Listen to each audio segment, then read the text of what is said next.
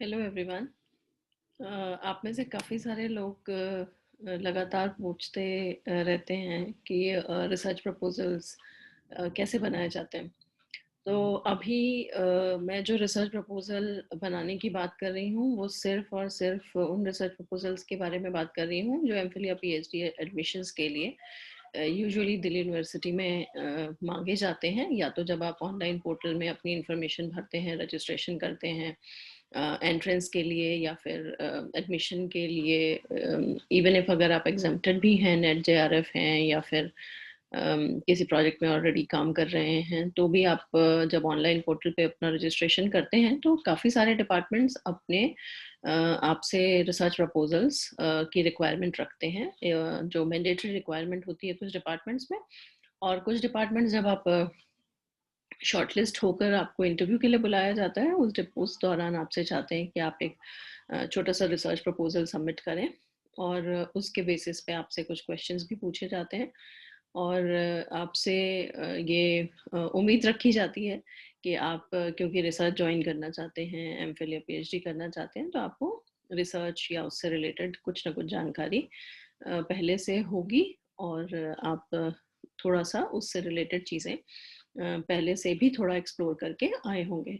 तो वैसे research proposal बहुत सारे अलग-अलग तरीके के हो सकते हैं, और जैसे ही आप रिसर्च में के बारे में सोचते हैं या रिसर्च करियर के बारे में सोचते हैं, उसमें आने के बारे में सोचते हैं, आपको वैसे ही रिसर्च प्रपोजल की ज़रूरत पड़ने लगती है, क्योंकि आप जब भी कहीं पे अप्लाई करते हैं किसी भी फेलोशिप के लिए, रिसर्च ग्रांट के लिए, किसी भी फंडिंग के लिए, किसी भी फंडिंग इंस्टीट्यूट में, या फिर इवन अपने पीएचडी खत्म करते ही जैसे आपकी खत्म होती है वैसे ही उसी ड्यूरेशन में अगर आप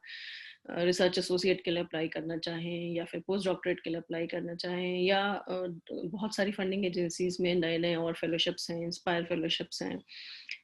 या फिर डीएस के कोठारी फेलोशिप्स हैं। So there are other fellowships also जिनके लिए आप जब भी फॉर्म्स फिलअप करते हैं तो ज़्यादातर सभी फॉर्म्स की रिक्वायरमेंट होती है कि आपसे रिसर्च प्रपोजल मांगा जाता है, और वो थोड़े इलेबोरेटिव रिसर्च प्रपोजल्स होते हैं, लेकिन सबका जो बेसिक स्ट्रक्चर है वो मोर और लेस ऑलमोस्ट सेम ही होता है। तो अगर आप एक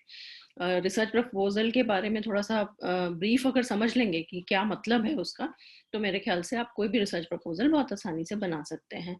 तो मैं आपको आज उसी के बारे में बहुत ब्रीफ में एकदम शॉर्ट में आपको जो मेन चीज़ें आपको जाननी है,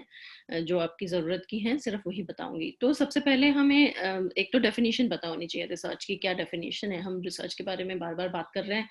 तो रिसर्च का एक्चुअली मतलब क्या है? तो बड़े सिंपल सा आपको एक एक्सरसाइज करनी है कि आपको किसी भी एक इंग्लिश डिक्शनरी में जाना है, जैसे मैंने कैम्ब्रिज में ढूंढा,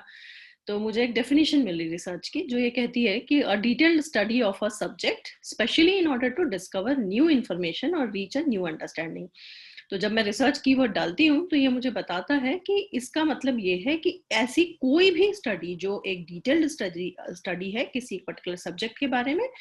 और कोई एक नई इंफॉर्मेशन जिससे हम ढूंढ सकते हैं, और या फिर हम एक नई अंडरस्टैंडिंग किसी एक पर्टिकुलर टॉपिक के बारे में या सब्जेक्ट के बारे में अगर डेवलप कर सकते हैं, तो उसे हम रिसर्च डिफाइन करते हैं।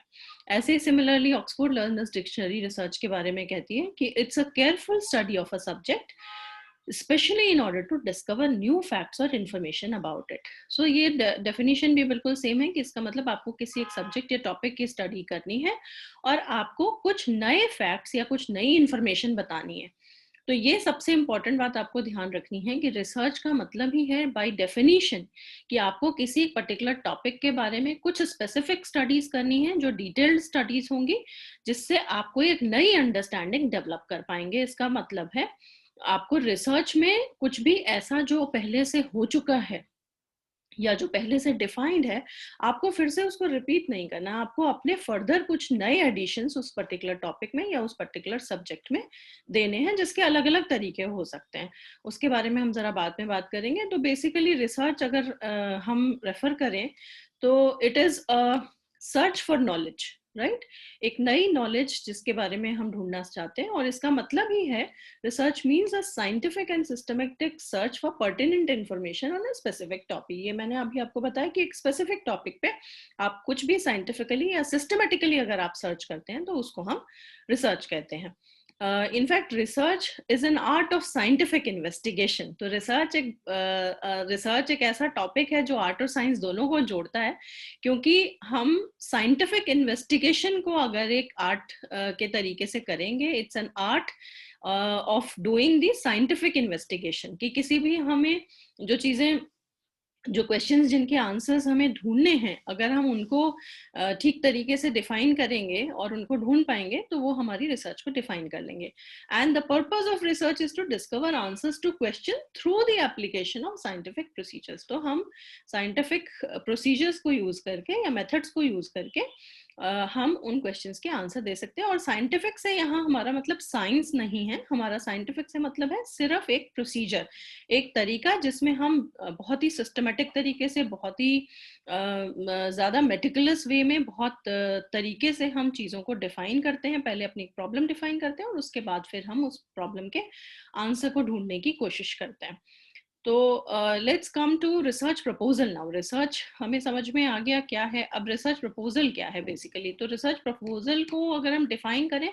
तो this is a plan or suggestion, especially a formal or written one, put forward for consideration by others. इसका मतलब ये है कि ऐसा कोई भी प्लान या सजेशन जिसे आप या तो किसी को फॉर्मली बता रहे हैं या आप लिख करके दे रहे हैं, पूरा डिफाइन करके चीज़ों के साथ में, जिससे लोग उस प्रोजेक्ट को कंसीडर कर पाए। किसी भी लिए आपको कोई भी किसी भी तरीके का प्रपोजल जो आप दे रहे हैं, वो ऑब्वियसली आपने कुछ माइंड में एक सर्टेन गोल रखा होगा, ऑब्जेक्टिव रखा होगा अचीव करने के लिए। तो वो अचीव करने के लिए सामने वाला उसको कंसीडर करेगा या नहीं करेगा, तो हम अगर उसको डिफाइन करके कहीं पे लिख देते हैं तो हम उसे बोलते हैं research proposal. So any research और study should have a proper proposal in written form before it is actually carried out. That is something very important which all of you need to understand, कि आप जब भी कोई चीज अपने plan करते हैं, अपना कोई भी रिसर्च वर्क जो प्लान करते हैं, उसको आपको पहले प्रॉपरली एक प्रॉपर फॉर्मेट में डिफाइन करने की जरूरत है, ताकि आप इधर उधर बहुत एकदम वेग वे में नहीं जाते रहें, और आप एक स्ट्रीम लाइन करके अपने प्रोजेक्ट को, कि हम इस पे काम करना चाहते हैं, और थोड़ा सा स्ट्रीम लाइन होके काम करें तो अच्छा है। तो इसीलिए इसको बहुत ही इंटरेस्टिंगली, इसको एक बहुत अच्छे चीज के साथ अगर हम समझना चाहें तो वो ये है कि it's like a blueprint of a building plan before the construction start. अगर हमें एक बिल्डिंग बनानी है और उसका कंस्ट्रक्शन शुरू होने से पहले ही हम एक प्लान बनाते हैं, एक मैप बनाते हैं, किसी आर्किटेक्ट को हायर करते हैं या खुद प्लान करते हैं कि हम ऐसा ऐसा ऐसा ये चीज रखेंगे, यहाँ ये रखेंगे, यहाँ ये रखेंगे, and it is a like very beautifully properly planned thing, even before the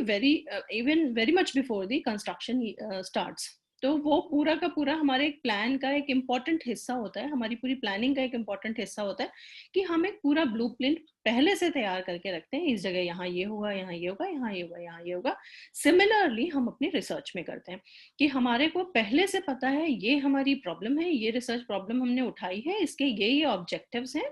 ये क्वेश्चंस हैं जिनको हम सॉल्व करना चाहते हैं, और कौन से तरीके से हम सॉल्व करना चाहते हैं, क्या हमारे को कितना टाइम लगने वाला है, क्या हमारी मेथडोलॉजी होगी, ये सारी चीजें हम पहले से डिफाइन करते हैं। So a good research proposal is based on scientific facts and on the art of clear communication। तो एक अच्छा रिसर्च प्रपोजल जो होता है वो बेसिकली सारे साइंटिफिक फैक्ट्स को प्रॉपरली जब हम डिफाइन कर देते हैं, प्रॉपरली उसको फॉर्मुलेट करके लिख देते हैं, तो उसको डिफाइन करता है। और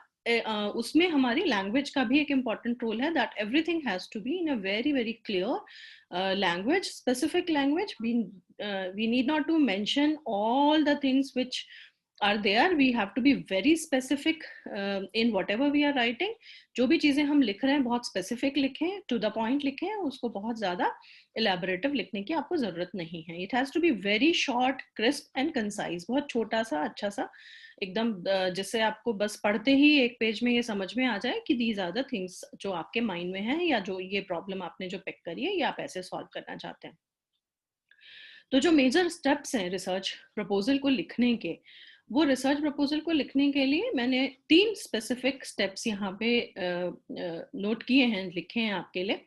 जो सबसे पहला और सबसे इम्पोर्टेंट स्टेप है वो है जिसमें आपको परफॉर्म करना है एक्सटेंसिव लिटरेचर सर्वे। अब हम लिटरेचर सर्वे किसको कह रहे हैं? लिटरेचर सर्वे हम कह रहे हैं या तो हम रिसर्च पेपर्स पढ़ रहे हैं, अगर हमें उतना एक्सपोजर है कि हमें पता है रिसर्च पेपर्स कैसे हम सर्च कर सकते हैं, कैसे डाउनलोड कर सकते हैं, हमें वेबसाइट्स पता हैं, चीज़ें पता हैं, थोड़ा-सा हमारा एक्सपोज़र ज़्यादा है, तो हमें ऑलरेडी पहले से ही पता होगा हम ये कैसे कर सकते हैं। अगर ये नहीं भी कर सकते हैं, तो भी आप इंटरनेट पे जो वेरियस रिसोर्सेज़ हैं, ऑलरेडी इंटरनेट अपने आप में एक प्लेथरा ऑफ इन्फॉर्मेशन देता है, नॉलेज देता है। बहुत सारी नॉलेज ऑलरेडी है वहाँ पर, बहुत सारी चीज़ें हैं डिफाइंड ऑलरेडी। तो आप इंटरनेट रिसोर्सेज़ को यूज़ करके भी किसी एक पर्टिकुलर टॉपिक को, सबसे पहला काम आपको करना है कि आपको एक टॉपिक डिफाइन करना है। कि मैं इस पर्टिकुलर टॉपिक पे चीजें ढूंढना चाहता हूँ, क्योंकि otherwise there is no depth of knowledge. आप इतनी सारी चीजें आपको मिल जाएंगी और आपको उसमें से अगर आप स्पेसिफिकली कुछ डिफाइन नहीं करेंगे तो आप ऐसे ही अननेसेसरली अपना टाइम वेस्ट करते रहेंगे। तो आपको एक स्पेसिफिक टॉपिक चूज करना है, थोड़ा सा पहले ब्रॉड लेके चलें, फिर उसके बाद धीरे धीरे धीरे करके आप उसको नैरो डाउन करेंगे। आप एक पहले बड़ा सा एक ब्रॉड टॉपिक ले लीजिए, फिर धीरे धीरे उसमें आप जब देखना शुरू कर लें, आपको इंटरनेट रिसोर्सेज देखने के बाद या पढ़ने के बाद ये समझ में आए कि ये पर्टिकुलर टॉपिक है जिस पे काम किया जा सकता है, तो धीरे धीरे आप उसमें थोड़ा सा और इन डेप्थ जा करके और किसी तरह जब थोड़ा और आप इन डेप्थ जाएंगे तो आपको ये समझ में आ जाएगा कि इसमें कौन कौन सा काम ऑलरेडी लोग कर चुके हैं, किस तरीके का काम पहले हो चुका है। जब आप ये पढ़ लेते हैं किस तरीके का काम हो चुका है, तो ऑब्वियसली उसके साथ साथ आपको ये भी समझ में आने लगता है कि ये चीजें ऐसी हैं जो अभी नहीं हुई हैं, या ये एरियाज ऐसे हैं जो अभी एक्सप्लोर नहीं किए गए हैं, या ये ऐसे एरियाज हैं जहां अभी भी लूप होल्स हैं, जहां अभी भी कमियां हैं जिसको हमें इम्प्रूव करने की जरूरत है। तो बेसिकली वो एरियाज होते हैं जो आपको देखने हैं आपके इंटरेस्ट के हिसाब से, जो आपको लगे कि ये चीज है जो मैं पिक कर सकता हूँ और जिसमें मैं अपना कंट्रीब्यूशन देना चाहता हूँ या दे सकता हूँ। तो आप उस पर्टिकुलर टॉपिक को चूज करेंगे। ये सबसे इंपॉर्टेंट टास्क है, हो सकता है आपको सबसे ज्यादा टाइम इसमें लगे, क्योंकि आप एक पूरे के पूरे एक बड़े से रिसोर्स ऑफ इंफॉर्मेशन में से अगर आपको एक छोटा सा टॉपिक चूज करना है, तो वो मेरे ख्याल से सबसे ज्यादा टाइम टेकिंग एक्सरसाइज होती है, पर वो सबसे इंपॉर्टेंट एक्सरसाइज है। कारण अगर आप एक बार अच्छे से सोच समझ के टॉपिक डिसाइड कर लेते हैं, तो फिर उसके बाद आपकी थोड़ी सी मुश्किलें आगे आसान हो जाती है। तो एक तरीका मैंने ये बताया, दूसरा तरीका ये भी हो सकता है कि आप अपने अपने स्पेसिफिक डिपार्टमेंट्स की वेबसाइट्स देखें और वहाँ पे जो भी आपके फैकल्टी मेंबर्स की प्रोफाइल्स ऑलरेडी लगे हुए हैं, उन प्रोफाइल्स में आप देखें लोग किस तरीके की रिसर्च करते हैं, किस तरीके के पेपर्स पब्लिश करते हैं, क्या क्या काम आजकल इस नए फील्ड्स में हो रहे हैं, वो पर्टिकुलर डिपार्टमेंट उसका क्या इंटरेस्ट है, किस तरीके के क्वेश्चंस को सॉल्व करने की कोशिश करता है। तो वो आपको थोड़ा सा आइडिया उससे भी मिल जाएगा। वहाँ पे भी हो सकता है आपको लगे कि कोई एक इम्पोर्टेंट एरिया है जो आपके इंटरेस्ट का है, जिसे आप फर्दर एक्सप्लोर करना चाहते हैं, तो आप वहाँ पे वहाँ से भी कोई एक प्रॉब्लम पिकअप कर सकते हैं, कोई सिमिलर एरिया में किसी स्पेसिफिक रिसर्च से रिलेटेड जो आपको इंटरेस्टिंग लगता है, और उसको पिकअप करके फिर आप उसके बारे में थोड़ी सी डिटेल स्टडी करने के बाद अपना थोड़ा सा एक इनपुट दे सकते हैं कि हाँ ये मैं भी इसमें अपना इनपुट दे सकता हूँ, या ये पर्टिकुलर प्रॉब्लम मैं भी सॉल्व करने की कोशिश कर सकता हूँ। तो एक बार आपकी रिसर्च प्रॉब्लम डिफाइन हो गई, उसमें आपने क्या किया, आपने बहुत सारे ब्रॉड एरिया लेकर के नैरो डाउन करते गए और उसके बाद एक पर्टिकुलर टॉपिक आपने पिक कर लिया। उसमें आपने सारी चीजें की, आपने पुराना जितना भी लिटरेचर सर्वे है, जो जो लोगों ने पहले काम किए वो आपको पता है, तो वो आपके इंट्रोडक्शन का पार्ट हो गया। या वो आपकी ओरिजिन ऑफ प्रॉब्लम हो गई, उसको हम ओरिजिन ऑफ प्रॉब्लम भी कहते हैं, जहां से वो पिक करी आपने, या जहां से वो प्रॉब्लम शुरू हुई, वो एक प्रॉब्लम स्टार्ट हो गई। जैसे फॉर एग्जांपल मैं मान लीजिए कैंसर के ऊपर कोई काम करना चाहती हूँ जो बहुत ही ब्रॉड टर्म है, तो मैं इनिशियली स्टार्ट करूंगी कैंसर के बारे में थोड़ा बहुत इंट्रोडक्शन देने के, क्या क्या लोग कर रहे हैं, किस तरीके की स्टैटिस्टिक्स है। इंडिया में अगर काम करना चाहती हूँ तो इंडिया में किस तरीके की स्टैटिस्टिक्स है, या डिफरेंट स्टेट्स में कहाँ पे कौन से टाइप का कैंसर ज्यादा हो रहा है, या इस तरह से थोड़ा सा मैं वहां से स्टार्ट करके और फिर आगे फर्दर अपने रिसर्च को थोड़ा सा नैरो डाउन कर सकती हूँ। ऐसे ही सिमिलरली आपको कोई भी एक प्रॉपर टॉपिक लेकर के और उसको अपनी रिसर्च को नैरो डाउन करना है। आपने ले लिया एक रिसर्च टॉपिक, ऑलरेडी डिफाइन कर लिया, आपका ओरिजिन ऑफ प्रॉब्लम आपको समझ आ गया कि आपको ये करना है, उसमें आपको जो जो कमियां हैं वो समझ में आ गई, आपका अपना इनपुट क्या होगा ये समझ में आ गया। अब आपको नेक्स्ट टास्क है बड़ा इंपॉर्टेंट, कि आपको अपने फॉर्मुलेट करने ऑब्जेक्टिव्स, जो हमेशा बुलेटेड पॉइंट्स में होते हैं। ऑब्जेक्टिव्स कभी भी ऐसे बहुत सारे बड़े पैराग्राफ्स या कई पेजेस में नहीं होते हैं। ऑब्जेक्टिव जो होते हैं वो 2 3 या 4 बिल्कुल बुलेटेड पॉइंट्स होते हैं, छोटे छोटे सिंगल सेंटेंस, छोटे छोटे सेंटेंसेस आपको फ्रेम करने हैं, जिसमें आपको ये बताना है स्पेसिफिकली, बिल्कुल वेरी क्लियरली, सिर्फ 3 या 4 या 5 ऑब्जेक्टिव लेकर के, कि आप करना क्या चाहते हैं, आप क्या करेंगे इस पूरे प्रोजेक्ट में, कौन से ऐसे ऑब्जेक्टिव्स हैं जो आपने पिक किए हैं, मतलब जो ऑब्जेक्टिव्स आप अपने ऐसे हैं जो आप उठाते हैं, या गोल्स हैं जो आपके एम्स हैं कि आप ये सॉल्व करना चाहते हैं ये प्रॉब्लम, और उसको आप डिफाइन करते हैं कि ये 4 चीजें हैं या ये 5 चीजें हैं जो मैं 1 बाय 1 करूंगा, स्टेप बाय स्टेप। ये मेरा फर्स्ट स्टेप होगा, ये सेकंड स्टेप होगा, ये थर्ड स्टेप होगा, ये फोर्थ स्टेप होगा। ऐसे करके आप 5 स्टेप्स डिफाइन कर लेते हैं कि इन 5 स्टेप्स में मेरे एक्सपेरिमेंट्स होंगे। या आप अगर थ्योरेटिकल स्टडी करना चाहते हैं, कोई डेटा एनालिसिस करना चाहते हैं, और आप डेटा कलेक्शन के बाद डेटा एनालिसिस करके डेटा इंटरप्रेट करना चाहते हैं, तो उससे रिलेटेड आप कोई भी अपने फॉर्मुलेट कर लें ऑब्जेक्टिव। सो डिपेंड्स आप क्या करना चाह रहे हैं। आप थ्योरेटिकल कोई काम करना चाह रहे हैं तो उसके ऑब्जेक्टिव्स उसके हिसाब से आप रखेंगे, एक्सपेरिमेंटल है तो उसके हिसाब से रखेंगे, अगर आप कोई डिस्क्रिप्टिव स्टडी करना चाहते हैं तो उसके हिसाब से आप रखेंगे। ये डिफरेंट तरीके की स्टडीज हो सकती हैं, इसको मैं यहाँ नहीं इलेबोरेट करूंगी, otherwise it will be a big lecture, so I don't want to I mean give you details about them, otherwise I mean that's a separate topic. तो उसमें आप कुछ भी अपने जो भी आपने टॉपिक पिक किया है उसके आपने फॉर्मुलेट कर लिया ऑब्जेक्टिव। उसके बाद नेक्स्ट टास्क आपका होगा, आपको एक डिजाइन करनी है मेथोडोलॉजी। मेथोडोलॉजी मतलब काम आप कैसे करेंगे। अगर आप थ्योरेटिकल काम कर रहे हैं तो भी आपका एक तरीका है, मतलब मैं अगर कह रही हूँ कि मैंने एक पिकअप किया है कोई ऐसा प्रोजेक्ट जिसपे मैं कोई प्रॉब्लम सॉल्व करना चाहती हूँ। फॉर एग्जांपल मैंने एक ऐसा प्रोजेक्ट किया है कि मैं देखना चाहती हूँ कि दिल्ली में आजकल जो पोल्यूशन है वो पोल्यूशन का बेसिकली एक्चुअली कॉज क्या है। मान लीजिए मैंने ये एक प्रॉब्लम पिक कर लिया, तो मैं कैसे करूंगी, मैं धीरे शुरू स्टार्ट जहाँ से करूंगी, मैं पहले कोई डेटा एनालिसिस करूंगी, डेटा कलेक्शन करूंगी डिफरेंट साइट्स से या रिसोर्सेज से, जो भी साइट्स हैं उसे कलेक्ट करने के बाद फिर मैं उसको एनालाइज करूंगी, अपने डिफरेंट टाइप्स के ग्राफ्स प्लॉट करूंगी, डिफरेंट उसके बाद मेरा जो भी इंटरप्रिटेशन आएगा एनालिसिस करने के बाद उससे मैं किसी कंक्लूजन पे पहुंचूंगी या रिजल्ट पे पहुंचूंगी। सो ये मैंने बेसिकली अपना एक मेथोडोलॉजी, एक प्लान कर लिया कि मेरे को ये चीजें करनी है। अगर मैं एक्सपेरिमेंटल काम कर रही हूँ तो मैं कौन कौन से इंस्ट्रूमेंट यूज करने वाली हूँ, कौन से मटेरियल्स यूज करने वाली हूँ उस काम को करने में, मुझे वो सब डिफाइन करने हैं कि डिफरेंट टाइप्स के जो इंस्ट्रूमेंट्स रिक्वायर्ड हैं मेरे काम के लिए वो कौन कौन से होंगे, तो I have to write down about them. Different timelines मुझे डिफाइन करनी है कि मैं अगर कह रही हूँ ये प्रोजेक्ट मैं 1 साल में खत्म करूंगी, तो मैं पहले 3 महीने में क्या कर रही हूँ, उसके बाद नेक्स्ट 3 मंथ्स में क्या कर रही हूँ, उसके बाद नेक्स्ट 4 मंथ्स में क्या कर रही हूँ। So I can define these timelines also कि these are the things which I am going to do. मेरे पास एक सेट टाइमलाइन है जिसको मुझे फॉलो करना है, और by the end of this timeline my work will be complete. वो आपको डिफाइन करके बताना है कि पूरे 1 ईयर का अगर आप प्लान दे रहे हैं तो 1 ईयर में आप क्या क्या कर रहे हैं। आफ्टर एवरी 3 मंथ्स आपका कौन सा गोल है जो आपको लगता है अचीव होगा, जो आपने ऑब्जेक्टिव्स पिकअप किए हैं उसमें से मे बी फर्स्ट ऑब्जेक्टिव आपको लगता है आप 3 मंथ्स में पिकअप कर लेंगे, सेकेंड ऑब्जेक्टिव आप 6 मंथ्स में पिकअप कर लेंगे, तो उस तरीके से आपको वो थोड़ा सा डिफाइन करना पड़ेगा। उसके बाद नेक्स्ट आएगा आपका कि वंस आपने ये सब डिफाइन कर लिया, मेथोडोलॉजी हो गया, वर्क प्लान हो गया, टाइमलाइंस हो गया, उसके बाद आपको बताना है कि आप अपना काम जब आप एग्जीक्यूट कर रहे हैं उसके बाद आपका काम करने का टाइम आया, आपने एग्जीक्यूट किया अपना काम। फॉर एग्जाम्पल आपने कोई डेटा कलेक्शन किया है या कुछ भी किया है, तो उस डेटा कलेक्शन के बाद या आपने कुछ एक्सपेरिमेंट्स किए हैं,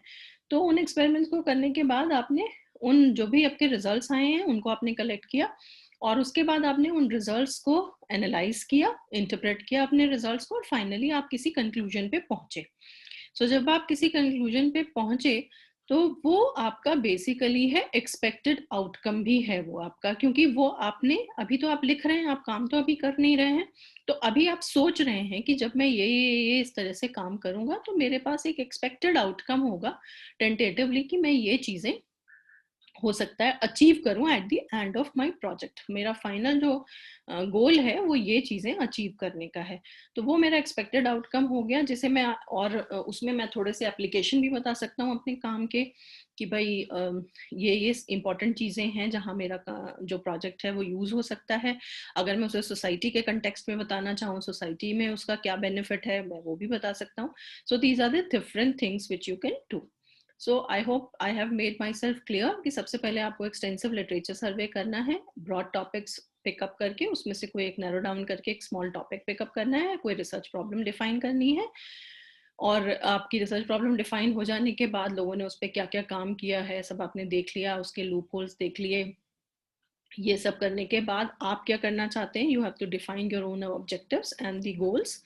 उसके बाद आपको मेथडोलॉजी देनी है, आपको क्या क्या काम कैसे करेंगे आप, आपको मटेरियल्स बताने हैं या मेथड्स बताने हैं या डेटा कलेक्शन कर रहे हैं तो वो सब बताना है कि आप कैसे करेंगे। प्लान करके अपने वर्क के आप टाइमलाइंस बताएंगे। और फाइनली जब आप ये सब कर लेंगे तो आप किस तरह से अपने काम को कंप्लीट करके अपने डेटा को इंटरप्रेट करके एनालिसिस करके क्या आप रिजल्ट ऑब्टेन करेंगे, आपको वो बताना है। और एक्सपेक्टेड आउटकम आपका क्या होगा, आपको ये बताना है। सो ये सारे मेजर स्टेप्स हैं किसी भी रिसर्च प्रपोजल को लिखने में। तो अगर मैं उसको डिफाइन कर दूं स्पेसिफिकली, अगर मैं हेडिंग्स देना चाहूँ रिसर्च प्रपोजल के, तो मैं ये मेन हेडिंग्स दूंगी। फॉर एग्जांपल सबसे पहले होगा उसमें टाइटल ऑफ द प्रोजेक्ट, जो एक छोटा सा टाइटल, बहुत शॉर्ट क्रिस्प, जो एकदम से इमीडिएटली मुझे पढ़ते के साथ ही लगे इट्स वेरी कैची, और जो मुझे मेरे प्रोजेक्ट के बारे में sort of immediately just title पढ़ के ही एक आइडिया दे दे कि अच्छा this project is going to have this, इसमें ये होने वाला है। तो एक इंटरेस्टिंग सा टाइटल होना चाहिए उसमें प्रोजेक्ट में। फिर उसके बाद आप इंट्रोडक्शन देंगे या बैकग्राउंड देंगे उस टॉपिक से रिलेटेड, जिसे हम रिव्यू ऑफ लिटरेचर भी कहते हैं, ओरिजिन ऑफ प्रॉब्लम भी कह सकते हैं, जिसमें हम ये सब बताएंगे कि बाकी लोग क्या कर रहे हैं उस टॉपिक से रिलेटेड। उसमें आप रेफरेंसेस भी दे देंगे, कोट करेंगे किस पेपर को आपने उठाया है या किस वेबसाइट से आपने कोई इन्फॉर्मेशन उठाई है, वो आपको एक्नॉलेज करना बहुत इंपॉर्टेंट है, आपको वो करना है। आपको रेफरेंसेस देने हैं,